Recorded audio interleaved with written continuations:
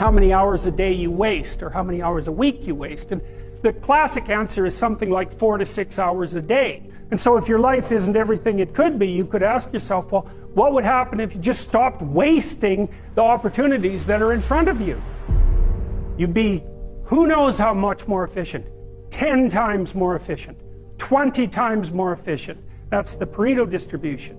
You have no idea how efficient people get. It's off the charts.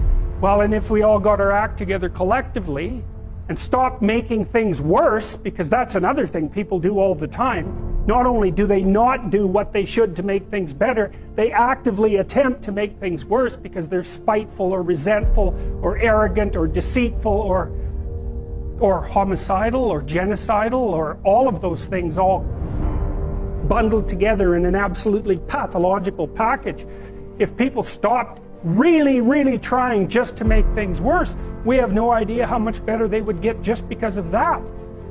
So there's this weird dynamic that's part of the existential system of ideas between human vulnerability, social judgment, both of which are major causes of suffering, and the failure of individuals to adopt the responsibility that they know they should adopt.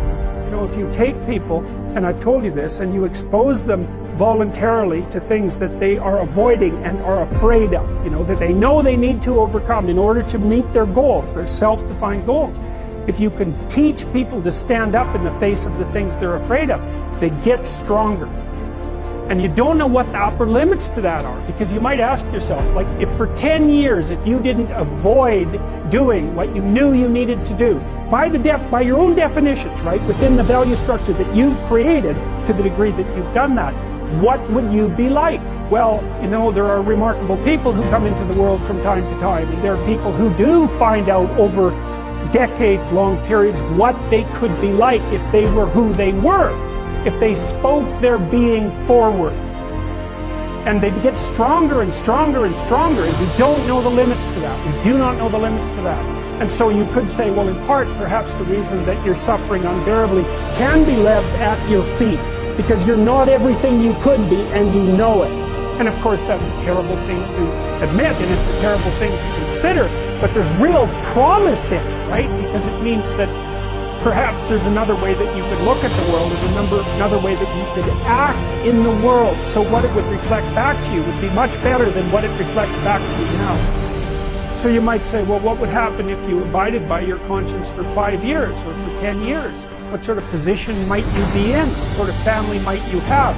What sort of relationship might you be able to forge?